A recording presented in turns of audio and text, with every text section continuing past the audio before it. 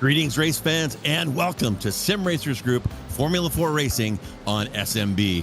JR Gregory here with you on the call. Beside me in the commentary booth, my longtime partner, Racing Ron Maunz, and tonight's producer, the great Joshua Wilkie. Tonight's round 9 of SRG F4 action returns to Australia to the fantastic Mount Panorama here in Bathurst. 85-year history of racing here on Mount Panorama, technically a street circuit. So these are public roads, and there are some homes up here on the mountain only reachable by track. So when that lottery win comes in for me, you can find my address on Skyline Boulevard. Currently 23 turns, 3.8 miles or 6.2 clicks, an elevation change of 174 meters or 571 feet, pretty similar to Laguna Seca over here in the U.S. This track is host to Aussie Supercars, a famous 12-hour endurance race, and many others.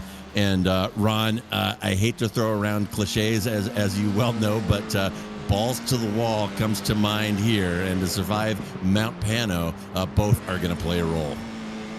As much as this track is one that really twists your guts with a lot of bends and a lot of elevation change, it's also one that you have to have guts to drive around well. You need to have some pure dedication running these F4 cars around this track. These are basically go-karts with wings. These drivers sliding their way through these corners, balancing the throttle, balancing all the pedals, and just really dancing with the devil around a track like this. JR, you had some experience earlier on in the practice session, so I think you can attest to it rather well, that this combination is challenging but also super rewarding if you get it right. Man, I'll tell you, it is a fantastic showcase for the strengths of this F4 car. Not a lot of power. I think we've talked about before. It's a four-banger with about 160 horse, but their cars are quite light. Got a lot of rubber under them, as you can see here as we ride along with Mikovits. He's getting to the top of the mountain, approaching Skyline right now. And my goodness, yeah, if you're a GT3 driver like myself, you need to kind of adjust to the massive grip of these cars and learn to trust them. Like that double left-hand combination heading on to Skyline in a GT3 car, particularly I'm a 911 driver, you kind of hold your breath and hope that you're not going to die every lap. But this car, Ron, it is flat, no brakes, no lift. You keep the pedal to the metal. The car does lighten up a little bit right when you get to Skyline. You got to be ready to catch it. But man, oh man, what a fantastic drive around here. And the nimbleness of the F4 car, particularly as you dive down the dipper, another place that kind of makes me clench up a little bit in that 992 GT3 that I normally drive. That front end bites and you make that left-hander at the bottom of the dipper, no problem, at speed, on power in third. So these cars, man, oh man, if you haven't driven one of these, I highly recommend it. And a track like this that kind of allows them to stretch their legs a little bit and show their stuff, absolute joy to drive this F4 car at Mount Panorama. And when you compare it to some of the other Aussie tracks that we've been at up to this point in this season here for SRG F4 here in Season 2 of 2025, you look at the likes of Sandown, Winton, Phillip Island, all of which came back to back to back. We had Oran Park about 2 weeks ago, which sadly is a track that has gone the way of the Dodo Bird, but here this track is still around. While the most famous of them all, I remember saying this a lot when I had the fantastic privilege of being on the Bathurst 12-hour iRacing show here for this year on the iRacing Esports Network. I remember talking about the fact that this track, despite the fact that it really only hosts 2 races in a given year, it's 2 of the fantastic races in the world. The Bathurst 12-hour for GT3s, and of course the Bathurst 1000 for the V8 Supercar Series. This track may not be one that gets used a whole lot in real life, but when it does, it gets used to absolute perfection. And here in this series, it's the only time we're visiting this track, but I have a feeling we are in for an absolute barn burner of a race here today. Looking through the results from this practice session, rather mixed up with many Inter-ALA and Inter-1 drivers kind of battling tooth and nail. We also have some weather to talk about a little bit later on in this show as well. But JR, we are getting towards the end of this season, so I think we also need to take into consideration for the championship points battles as well. Yeah, absolutely, and we'll get Josh to spool up those points for you. There are some drops involved, so the points still have some movement here that could happen. But here is your Inter 1. This is the middle of the 3 classes. You see Corwin from Cotcher, Wang, De Silva, and Lopez there at the top 5. But all of those guys, at least the top four, are within striking distance of Corwin. Now, it's going to take some major failures on Corwin's part. Probably not likely. I think he has a pretty good lock on that one. He's been driving very well and driving up amongst the alien folks for several races in a row. So Corwin is definitely in a groove right now and is probably feeling pretty good about that 144 at the top of Inter 1. And here's our Inter 2 class, our most populous class here. In this one, Bujak, you see, completely driving away. That's a 146-point spread between separating him and Conway in P2. Then Navas, Molina, Duval, Posada, Grunsky, Cardenas, Van Wagner, Trantham, and Swanbeck, your top 10 there in Inter 2. And we'll scroll that and you'll see how many cars we have. There are a lot of entries there. And we won't scroll that, but to take my word for it, there's a few more Inter 2 cars there. And here is your Inter Alien class. And Mike Mikovits right now. Oh, that is, that's not the week, or that's not the season total, Josh. That looks like maybe last week's results. But yeah, we're fighting a little bit of technology here, which kind of inescapable week in and week out. So we have a little problem with the alien points, and we will have that sorted for you next time. But practice now winding down. Looks like that is going to checker here shortly, and then we will have an open qualifying session. And Ron, myself, I say this every week. I really like the open qualifying format. It is true to life. You don't get the track to yourself in qualifying at the real racetrack. Really no good reason why you should get it to yourself here. So there is going to be some strategy involved. And I'll tell you, with such a spread of pace and skills out here, haven't really seen many people do it. But I think if it was me, I would take a breath right now and allow some space to develop before going out, particularly if I was a faster driver. The laps around here are quite long, and I don't think there's really any harm in letting the people that are storming the track you see right now, letting them kind of get up the road a little bit and create some space and get some clear air to get some work done in qualifying. And, it's a brilliant point that you raise here, JR, talking about the benefits of letting those drivers a little bit farther up the road, get involved in each other's mess, and just say, you know what, I'm going to be here by myself. As all of this chaos is going on and the library is burning down, I'm going to be sitting in the corner that's fireproof and reading a nice book. So I think that's a good strategy, but there is a bit of the yin and the yang that comes with it all as well.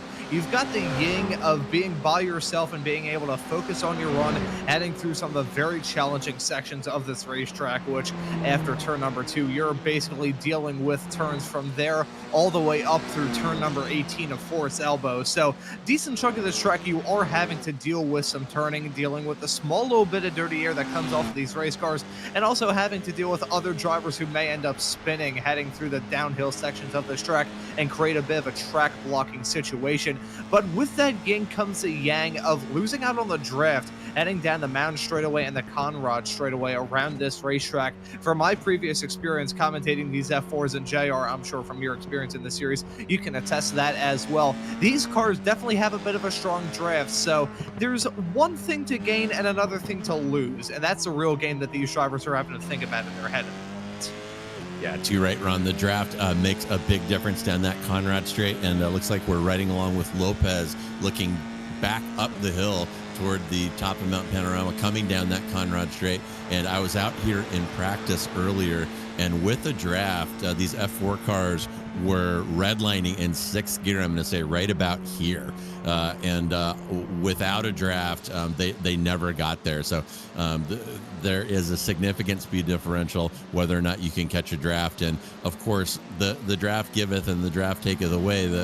There's a presumption there, I think, that your draft partner has similar pace that you do. So if you're an alien and you try to catch a draft off of an Inter 2 car, that may not give the benefit that it would otherwise. Yeah, there's so much that's going to be riding on these drivers' minds in this qualifying session that we have coming up. Still 15 minutes long in its totality, and we haven't even gotten some lap times on the board, and we are already 3 minutes in. So talking about the length of this lap, those drivers in the practice session earlier on were firmly in the 2-minute territory. Alex Velasco was actually our quickest driver in practice, setting a 2:09.143. And Stephen Case was up towards the front there as well. Igor Grunsky was the slowest car in that practice session at 2:17.4. So going to see a bit of a pace disparity here at this very challenging racetrack, and going to see some of the longest laps that we have seen from the entirety of this season as well. So a 15-minute long qualifying session that may seem like you have infinite time at some other tracks that we've visited this season, going to feel like it goes by in the blink of an eye here at Bathurst.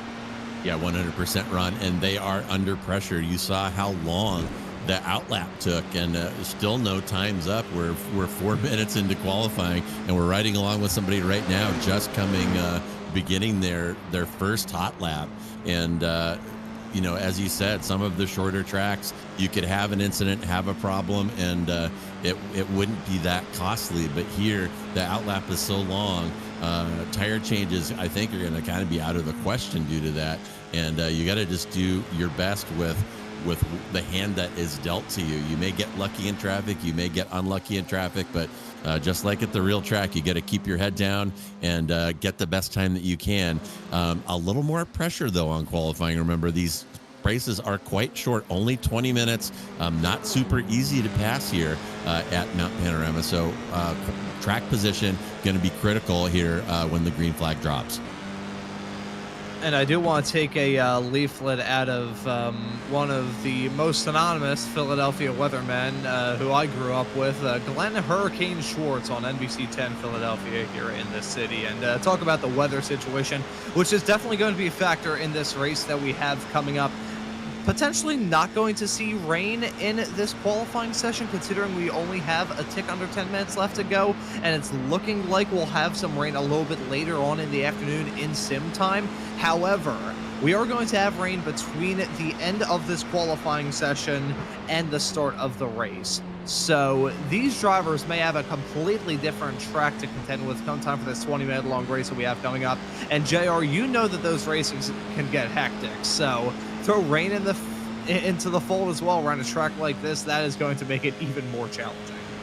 Yeah, too right, Ron. And I'm picturing a ping pong ball right now. And if you are not familiar with our SRG Formula 4 racing, damage is going to be off here. So would you imagine these F4 cars swarming onto a cold, wet track, probably in slicks?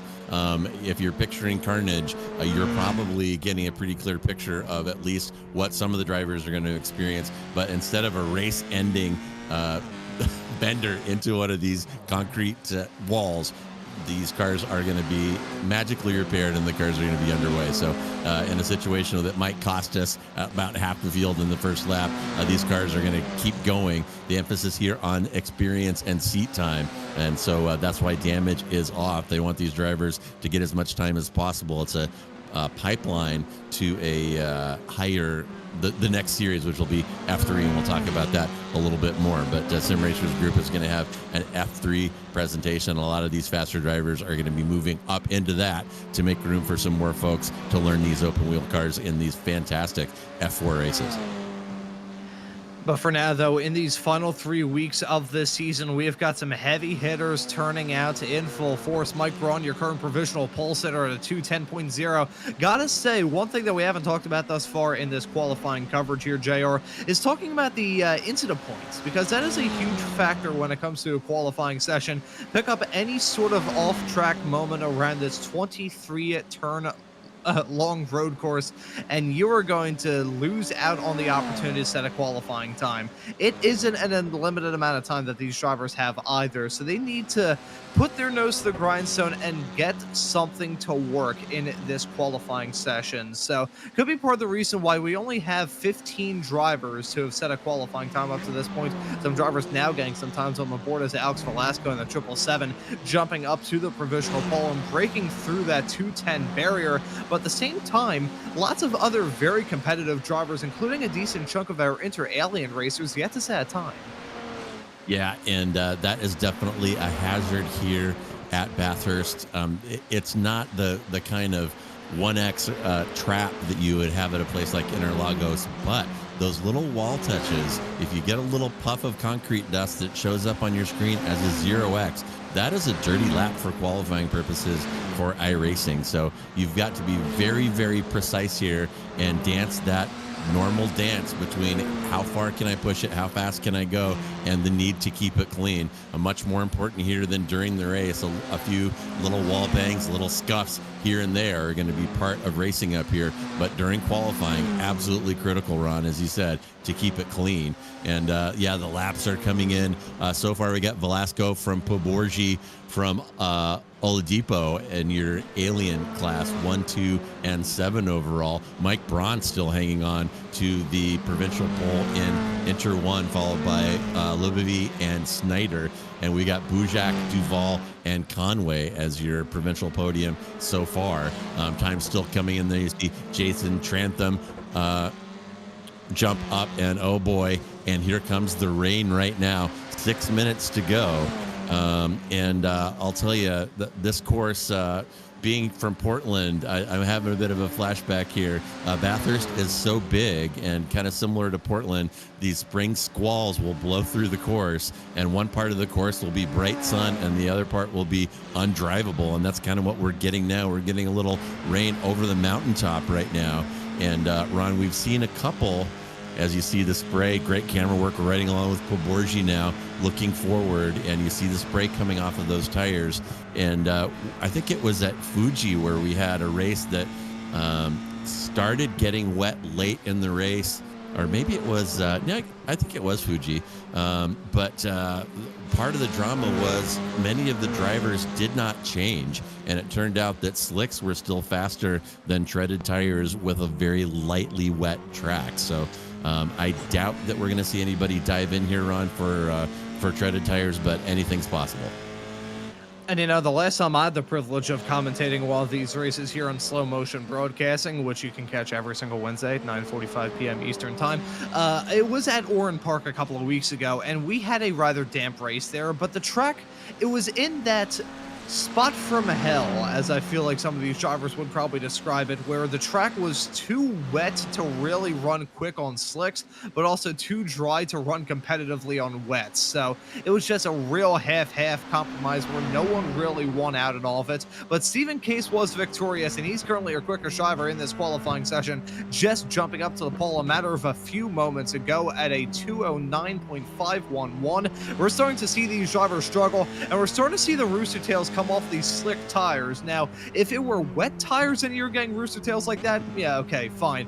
What water is getting picked up off a slick really speaking to how treacherous this track is starting to get, as we followed Greg Meyer giving a slight tap to the forest elbow wall coming out of one of the final turns around this racetrack, turn 18, as he heads down the Conrad straightaway. This part of the track seems rather dry. It's the top end of the track that seems to be the most wet, which is fine and all, except for the fact that the bottom end is where the simple stuff is, and the top end of the track is where you're turning all the time. So, of all the places for the rain to hit, the weather gods really chose the most challenging spot for these drivers.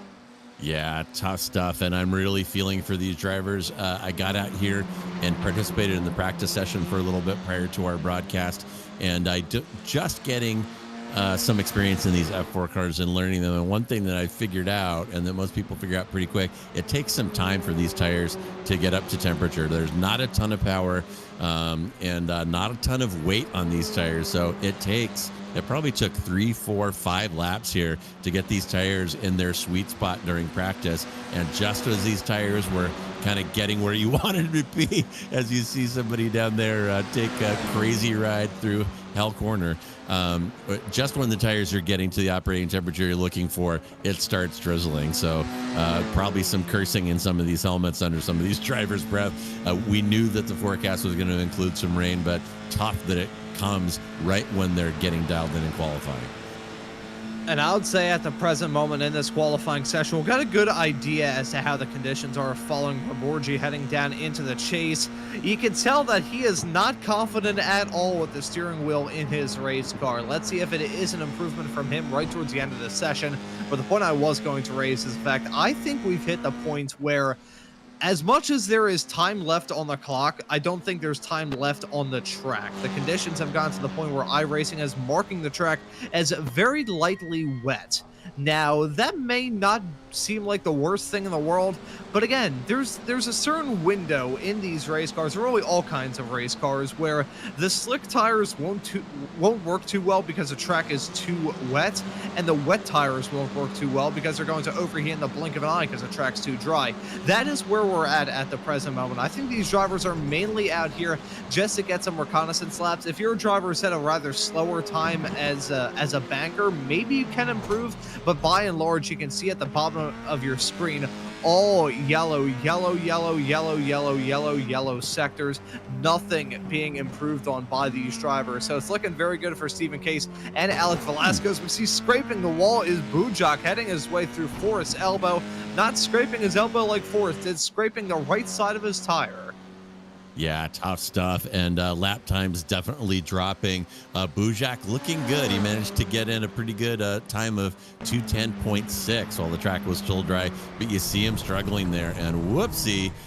Yeah, that's a little understeer on entry in these cars is a killer. You got to get him rotating on entry. If you can't, it is over for your exit of that corner. And in these momentum-based cars, that is not the way to go fast. So you saw Borgi fighting the understeer entering the chase. You saw Bujak there wash out of Forrest's elbow. So you're right, Ron. This qualifying session is effectively over. It's strangely empty, though. The cars are still out there, but really being dealt a tough hand right now. This is a very bad thing to say, so I apologize in advance. The timing screens, they look like an unclean gas station bathroom. It is just a whole bunch of yellow that we've got at the present moment. With the checkered flag now out in this qualifying session, it's me on a broadcast. I had to say something repulsive at some point. It was bound to happen. So I apologize to anyone tuning into this broadcast here on Slow Motion Broadcasting. And just for that, happy to hit the like button and subscribe. Yes, definitely subscribe and hit that notify button because you do not want to miss any of the action here on Slow Motion Broadcasting. And Grandma, I'm sorry. I really thought it was going to be Ken in here today. I didn't realize Ron would be joining us, or I would have had you watch next week. I'm sorry you've been cursed with such a fate.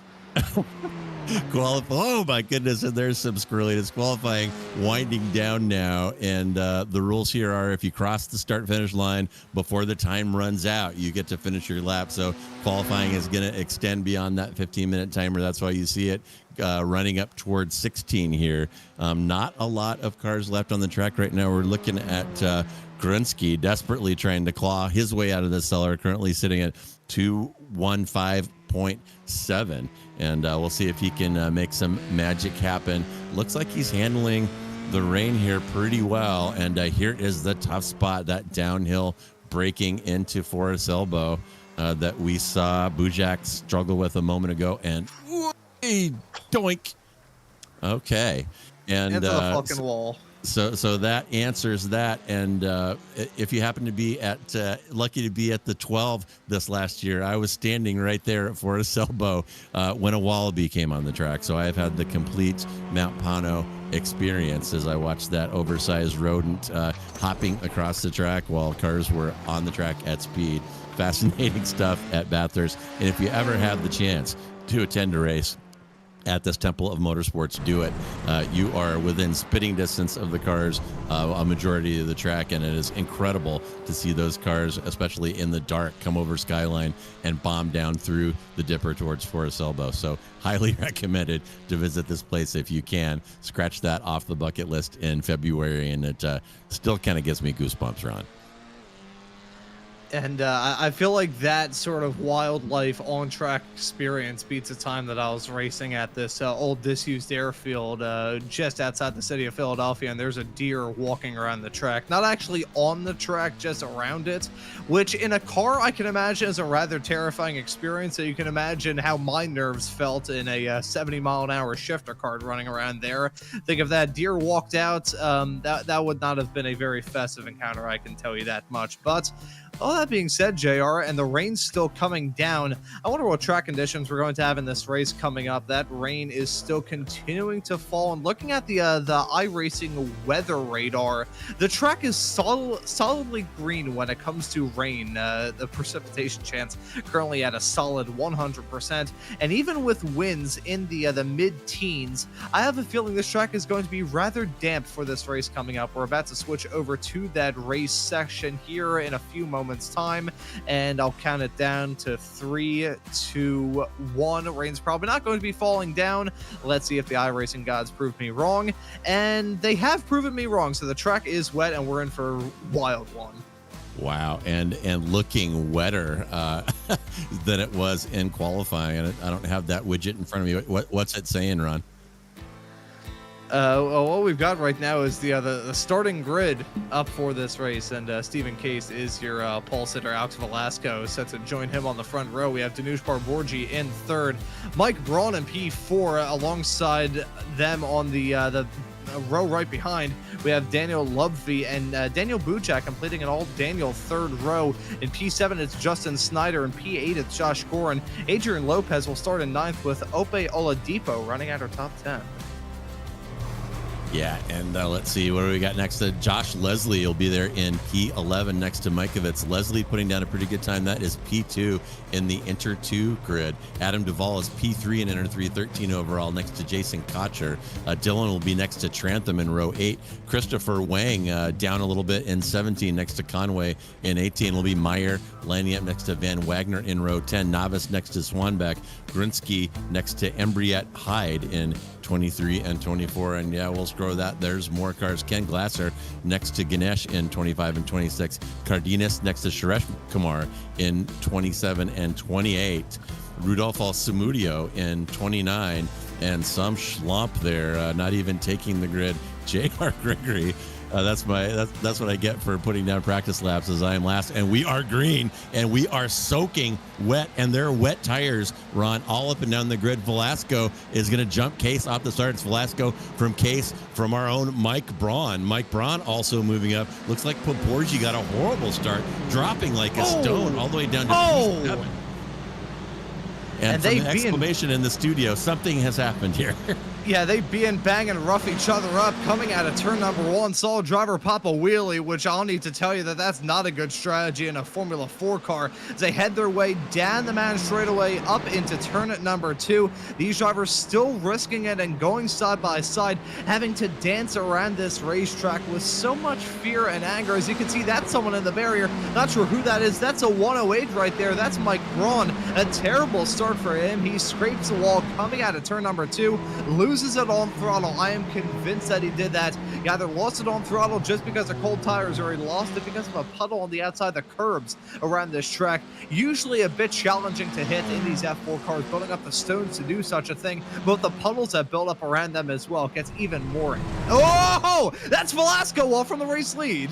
Oh my goodness, and things start getting a messy start here. Velasco got a great jump on Case. You saw a little mistake there. Case is going to sniff around here as they come over Skyline, and we're going to drop down through the dipper. Very hazardous portion here for the first time. See how the drivers are going to handle this on a wet track. Really easy to wash out right here. They're making hay here while the sun don't shine, making that right-hander. And let's see what happens at Forest Elbow. That is a very tough spot. Great overhead shot here, by the way. That downhill blast from Skyline down towards Forest Elbow, which is just out of sight at the top of your picture where you see that Falcon sign there. And as they come down the hill, Velasco has hung on despite that little foray into the grass. That's Velasco from Case, from Levivi, from Bujak, all the way up into P4. Adrian Lopez and Ron, looking up and down my timing screen here, I've got a magic widget here that shows me the tire compounds. We've got Jason Cotcher, your season leader in Inter 1, is driving on dries right now, sitting in P16. And also Dan Swanbeck is on dry tires. So it'll be interesting to see how that works out for them. Like I said, we have seen a race here previously where the dry tires were faster than the treaded tires, and there goes a guided missile off into the kitty litter there off of the chase. That is Lloyd Conway, forgetting which side the brake pedal was on, and shot through there like an unguided missile and didn't take anyone with him, fortunately. But who would have thought that the first lap of a wet race in F4 cars in Bathurst would be eventful? Oh my goodness. And actually Conway, a pretty good avoid there. He got loose, wasn't going to make it, and kind of went through the traffic cones there and didn't wipe out any of his competitors. And I know that they appreciate that. And here we go, a little hydroplaning, little wiggle, and whoop, off into the kitty litter, and a couple of very lucky drivers there, Ron. That right there was the Code Brown moment. There's no other way to describe that. That was truly terrifying. I think we're going to have to take a look at some more replays of some of the incidents we've had at the start. Here was Mike Braun. He had that moment hang off through turn number 2. Here's his perspective and all that drama heading off through the chase. You can see him dancing his way around that racetrack. You can see the massive puddles by the curb as well. Want to avoid those at all costs as Jason Cotcher, he is on pit exit at the moment, currently slotted down in P28. As a little bit farther up towards the front, we've got a rather interesting field at the north end of the field. It's Stephen Case, your Inter-Alien driver, currently leading the race overall. Daniel Bujak, a Spec 2 driver, currently slotted in P2. And Adrian Lopez, your leader of the Inter 1 competitors, currently running at your podium third. Yeah, and Velasco. Oh, wow, there was a big hit there. Immediate jinx. We'll go back and try to sort that out for you. That may have been Duvall. He's the one I see plummeting down the standings right now. But yeah, you'll recall that Velasco got the jump on Case off of that start and was looking pretty good, and has plummeted all the way down to P7.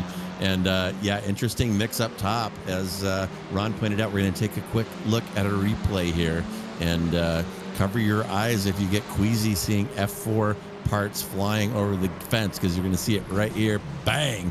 And oh my goodness, there goes that rear wing, and there it's back. And I do love the no damage model. And Ron, yeah, they're really compromising their line right here, trying to thread the needle between those puddles entering the chase way off the racing line. And a little, oh my goodness, there's a entry. Leslie versus Paborgi, and that ends poorly for both of them. And this one, just as messy as you might have expected. As soon as they went side by side into the chase, I just knew that that was going to end one way, and that was cataclysmically wrong.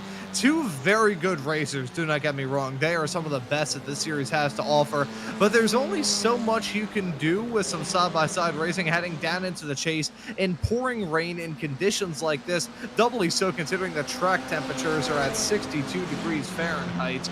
You're not going to get too much out of a situation like that. I can assure you as much. There's been a lot of drama here, and there may have been a moment involving Kuparan Dillon in the number 24 car. I think he had a front row seat to, I'm not sure who that was, with a wild off-track moment heading down the hill. It may have been Greg Meyer. Let's take a look at it here in the 8 car. See a driver spinning off in the back of shot. I feel bad for our producer, who's probably had about 18,000 different replay calls from our production software.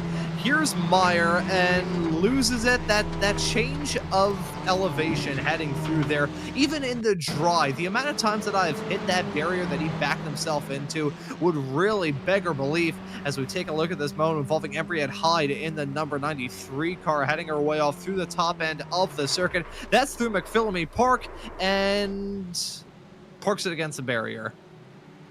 Yeah, a little over rotation there, and that's a place where you normally might want to smooch that curb a little bit to widen that corner, but a painted curb is slicker than ice, scientifically proven. And you saw Embriette Hyde taking a little 360 there for her trouble going wide on that exit. And my goodness, Case has driven away around. Look at that interval back to Bujak now, 6.3 seconds. And we've seen Case have a few track days in this series, and Case keeping it cool, calm, and collected and smooth. That line through Forest Elbow there looked completely normal line, like he wasn't fighting that car at all. Oh my goodness. And you see some of the other drivers avoiding that polished inside of Forest Elbow, but Case just drove right through it. Didn't seem to bother him a bit. We'll ride along with Oladipo here sitting in P6. That is P4 in Inter Alien as he follows Velasco down the chase. And look at that fine visibility that he's enjoying. You see that draft going to work, that gap dropping. It's under 1/10 of a second. And are we going to be side by side heading into the chase here? A little wiggle there as the car hydroplanes, and bang! Who could have seen that coming? As more car parts over the wall and a garage sale on the outfield at the chase, and a car back together and back on the road. But we'll ride along with Oladipo there, and or Oladipo, excuse me. And yeah, Ron, we have not seen success driving off of that very narrow gap between the puddles on the entry to the chase, and we should make a public service announcement to not go side by side there. I would also like to apologize to anyone who headphones just got blown up by me screaming into my microphones. We saw Oladipo lose it at terminal velocity, heading down into the chase. Very lucky that the series does not enable damage. Otherwise, as you can briefly see whenever these accidents take place, iRacing will simulate as if that car got wrecked and then pop everything back on as if no harm or foul was done. That's Christopher Wang, very slow heading through the chase. You can see the amount of gravel spread through that track as well. The amount of drivers who have either overshot their braking marker heading down into turn number 21, the first part of the chase, or they just have a moment like we saw a couple of moments ago for Ope Oladipo, and they just have a massive collision heading off into there. That section is hard enough as is. You're testing what you can do, heading through one of the fastest corners in Australian motorsports, and having to slam on the brakes, drop the anchors, and run them through asphalt to be able to get slowed up in time for the turn. Super tough corner to try and manage, but I gotta say, as all that drama has been going on at the chase here, JR, there's been a chase down going on at the front. Stephen Case at one point in time had about a 6-second gap between himself and Daniel Bujak. Last time by, though, for Stephen Case. Oh, that's a moment for Bujak. Worst time for me to mention him.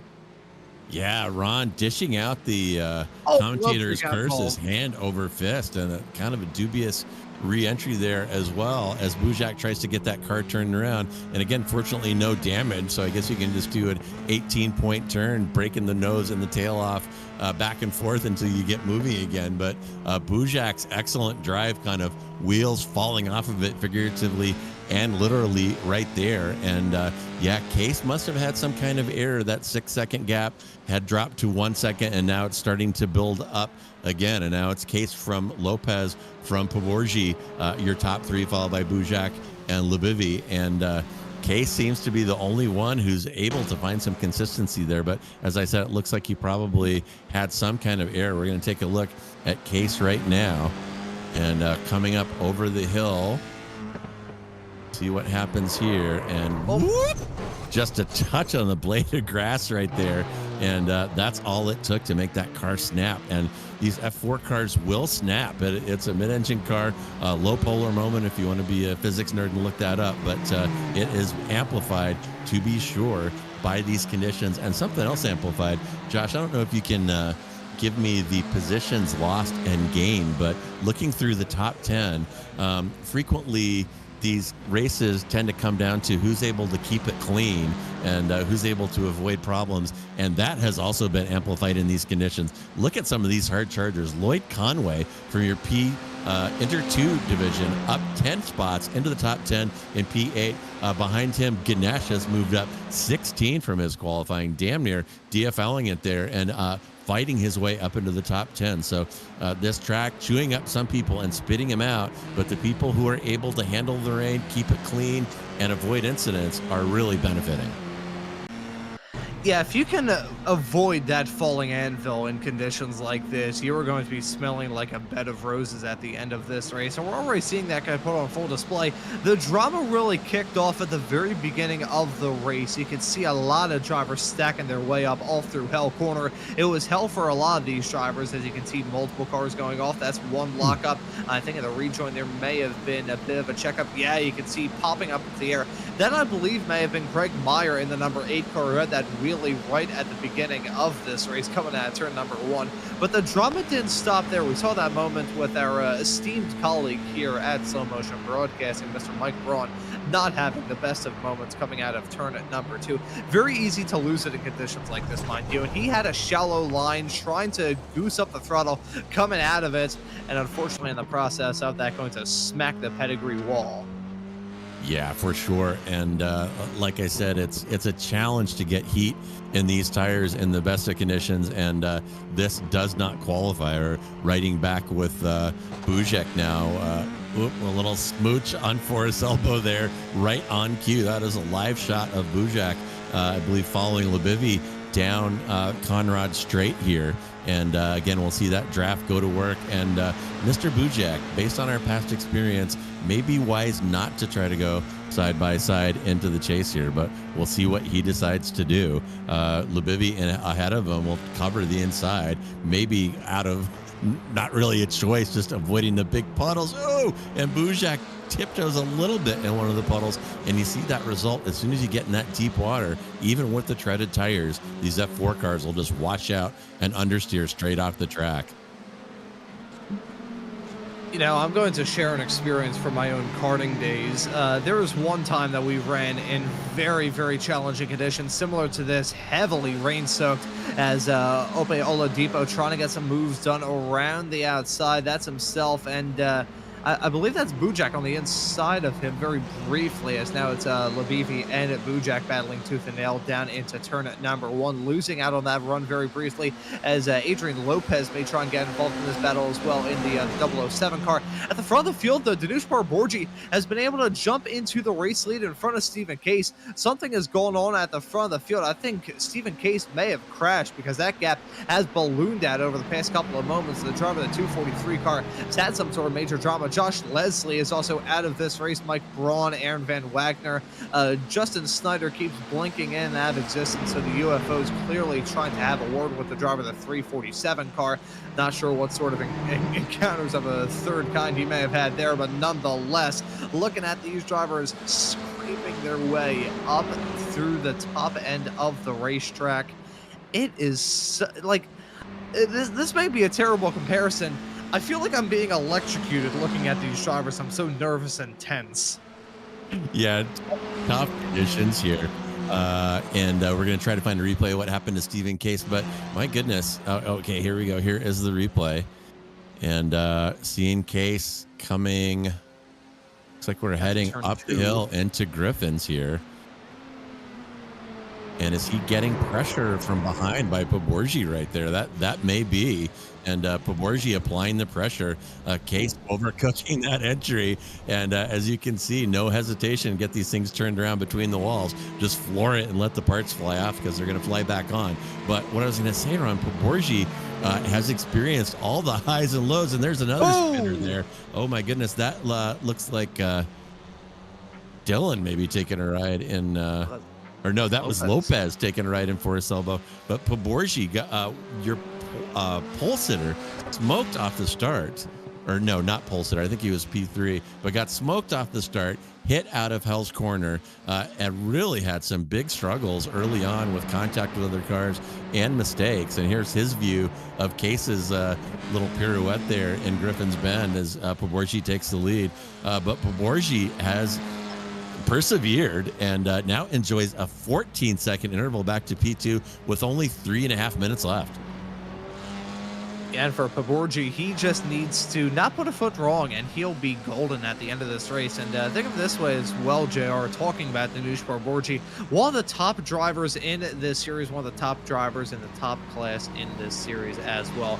He's been quick up to this point, has grabbed a couple of wins up to this point. To be a bit more precise, he's already won twice at Winton and Phillip Island. So seeming that the Australian tracks are a bit of a happy hunting ground for him. Wasn't able to my apologies, worst time to get a hiccup, but wasn't able to get the deal sealed last time out at Oran Park, the last time we went to an Australian track. But here for the last one, looks like Paborgi is going to get his third win on an Aussie track, and in very challenging conditions as well. In a series like this, though, winning by 14 seconds, granted with some extenuating circumstances, that is still a very good feat, and that may increase as Case and Bujak may start to battle, as we're seeing the likes of Lopez and Labivi battle right now. Yeah, Labivi sticking around the outside of Griffin's there. Great move as overcoming, or no, that was Lopez making the move, overcoming the inside defense there. And wow, and tip of the hat to Daniel Bujak, Ron, P3 overall. That is an Inter 2 driver, and he is showing us the art of racing in the rain. He is still all over Stephen Case. There he is right there, following Case over Skyline. And Case has already allowed himself to be pressured into a couple of errors here. Bujak is in position to maybe make that happen again. And you see Bujak taking a little tighter, cleaner line, and there he goes. Well, he's going to lose one position there. Damage off, does a pirouette, and keeps going. And the commentator's curse is falling like raindrops around here at Bathurst as time ticks down. Only a minute and 50 remaining. And we're going to row. Nice catch by Oladipo there. You got to have fast hands to get that opposite lock going on a dry day in these F4 cars, and multiply it by a million here in the rain. And Oladipo showing you the reflexes there as he avoids the spun out Bujak. Some quick reflexes that these drivers have to keep their cars on the racetrack.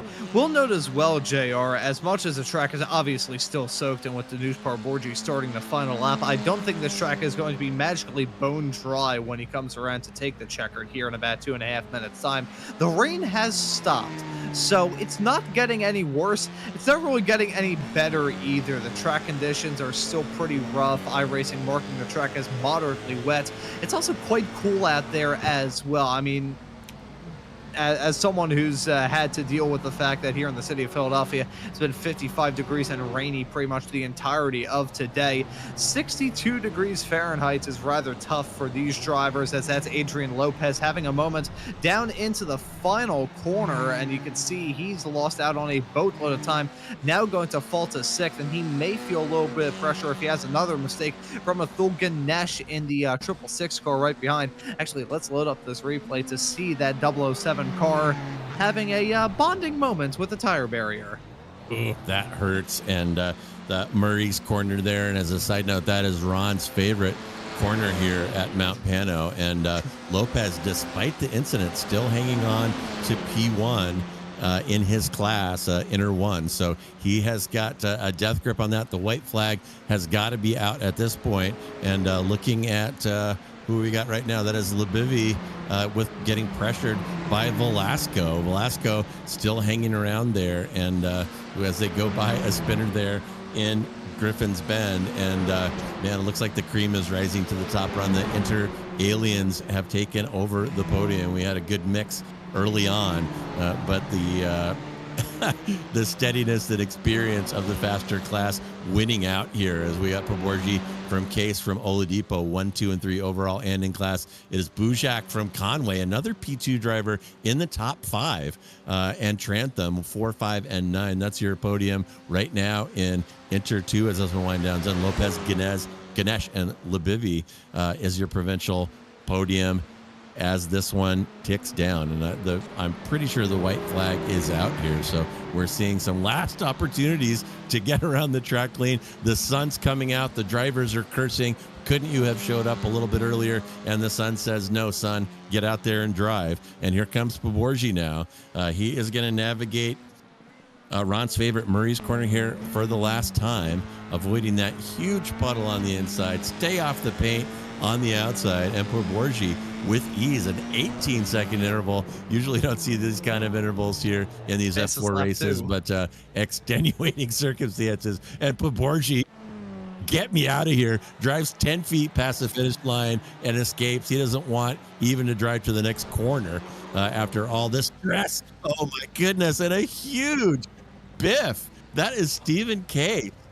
And he is not going to finish. He did not make it to the line, and Repair is not going to put that car back on its wheels. And Stephen Case is going to DFL this one, folks, after flipping that car on the last corner. And that has championship implications. Unbelievable. I think he may have actually crossed the line. I think iRacing judged it as him crossing the line there. At least it has a checkered flag next to his name. So I think the start line you can see there with the Bathurst branding on the track, that's considered the start line, but the finish line is about, I'd say, probably 350 feet farther down. It's not terribly far out of, as you said, JR, my absolutely favorite corner, turn number 23 around this track. I think it was a broadcast that we were doing together with Josh working the cam, so this has lived in infamy with all three of us, me going on like a 3.5 minute long tirade talking about every single thing I dislike about turn number 23 pixel by pixel in the sim. But I think he may have actually crossed the line there upside down, which it doesn't take a rocket scientist to know that that's not the ideal strategy, but he still ends up on the podium. Granted, if it was real life, he'd be killed, but, you know, he still finished on the podium here in sim. Wow, that is interesting. I may need to see that again. There may be separate start and finish. And we will get back to that, folks. But it sure didn't look like he made it to Barney the Flagman there. But iRacing is crediting him with a finish and a P3. So as the cars continue to circulate around, and look at the bottom of that grid, I feel for these guys on some level. But 1, 2, 3, 4, 5, 6, 7, 8, 9, 10, 11 cars parked it, have just had enough. I don't care if damage is off. I don't want to do this anymore. And we lost the bottom third of the grid here in very, very challenging conditions at Bathurst. And, you know, these drivers knew what was coming. They showed up and gave it their best effort. But some of them just decided that it wasn't fun and that they didn't want to do it anymore. But we'll have those final results up for you here in just a second. We're riding along with Samudio now. He may be the last driver to cross the line, and Samudio there demonstrating the proper car configuration of tire down. But here comes Case versus Oladipo here, and this is for position. Oladipo had been running in P3, manages to squeak by Case here on Conrad Straight. Still a little bit of overlap there, and he says no, slams the door in Case's face through the chase, and we'll see what happens with Case riding along with him now, looking forward. And he may have had an inkling to try something here and get that P2 back. So we'll see what he does down here in Murray's Bend. And of course, Oladipo there covering the inside, as you would expect. Case not really trying a move there. Back on the power and touches that painted curb. Oh, and there's the finish line. You're right. The finish line is separate from the starting line, and he careened upside down, spitting off body parts over the line to round out the podium. Wow. And that was fortunate. He managed to skid a couple car lengths past it and came to a dead stop. And as I said, that would be a tow. The auto repair will not put your car back on its wheels. Oh, man. Ron, who would have thought that a rainy race in F4 cars at Bathurst would have this many incidents? I'm shocked. And you mentioned a point talking about some drivers just decided to call it a day. Some of them certainly did that, but a few of them did get whacked with some disqualifications, including our esteemed slow motion broadcasting colleague Mike Braun, who I believe got whacked with a DSQ. Looking through, only 3 drivers were marked with one according to the sim, but again, this is iRacing info. Actually, I'm going to refrain. Last time I talked about iRacing information when it comes to the weather being inaccurate, my sim decided not to work for about 3 weeks straight. So I'm going to refrain from any further comment and say that it was rather challenging conditions for these drivers. So some disqualifications also being thrown into the fold as well. Yeah, for sure. And I don't recall the limit. I want to say it's maybe 15, which 20. It's a pretty short race, obviously, but like I said, there's a lot of banging. You're seeing a bunch of X's pile up right there. A lot of them that we weren't even able to cover. But as those cars are pinballing. As his cars are pinballing down the hill there off of Skyline, they're racking up 4X after 4X, and of course, we got some incident DQs, but oh man, that was exhausting, and I wasn't even driving. But if you hang on with us here just for a second, we're going to have those results for you.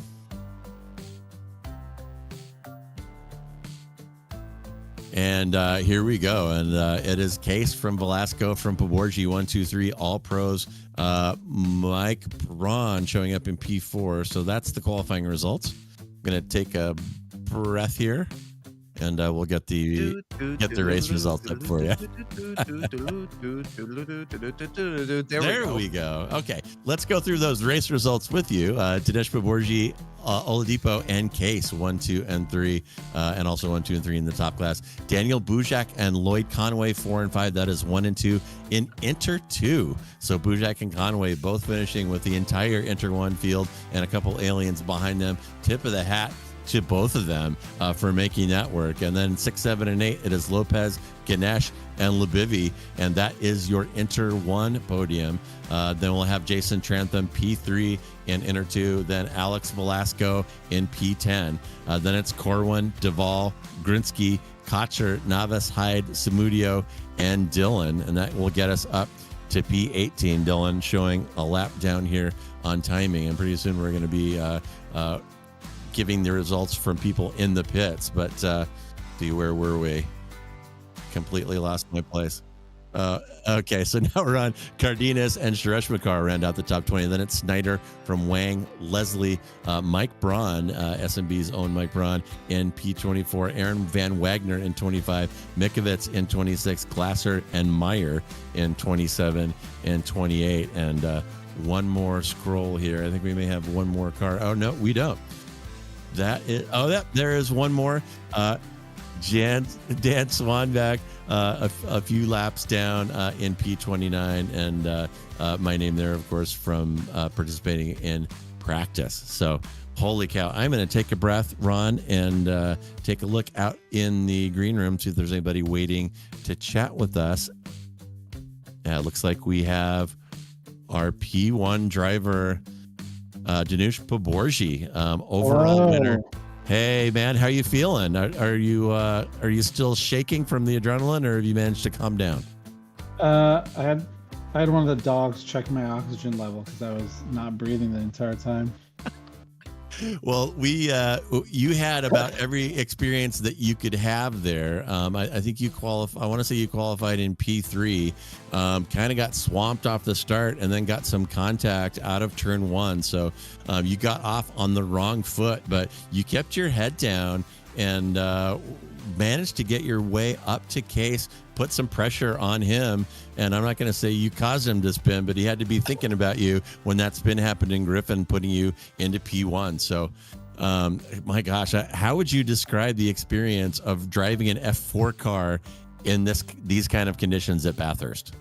I mean, Bathurst in the best of conditions is insane. You got to be committed, you got to be just brave, but then when it rains, it's completely opposite, So just kind of hold on, see what happens, and keep your nose clean as best as possible. And so what I was trying to keep my eye on where you were. I think you might have fallen as far as 8 or 10 or something like that. Did you have any idea?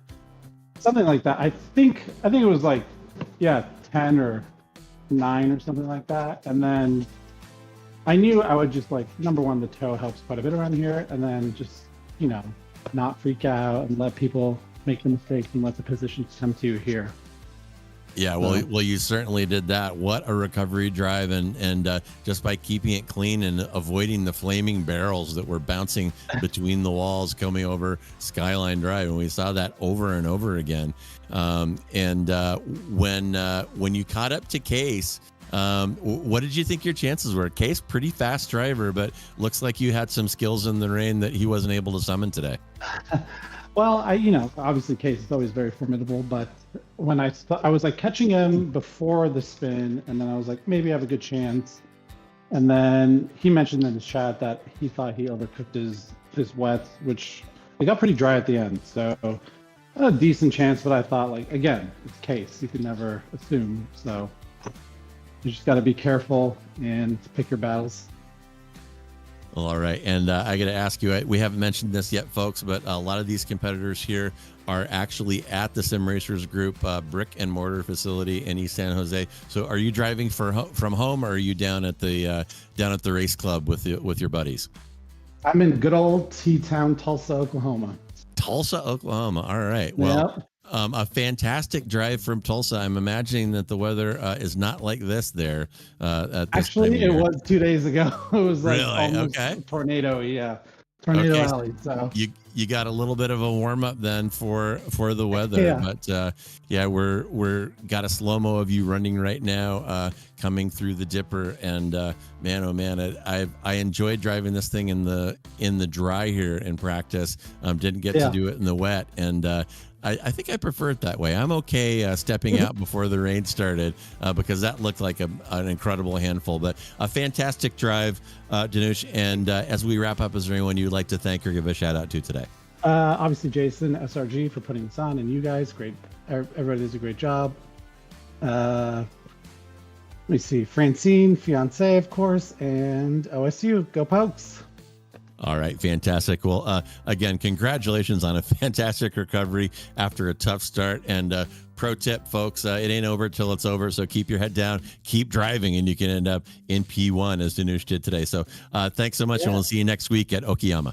Appreciate it, guys. Thank you. All right, and we do have one more person waiting to speak to us, the master of precipitation, Dan the Man Bujak, comes in P4 with the entire inner one field behind him, and was sniffing at a podium there until a minor a spin made you fall back off the back of Case. Dan, how was that race from where you were sitting, and how were you able to kind of drive out of your class here today?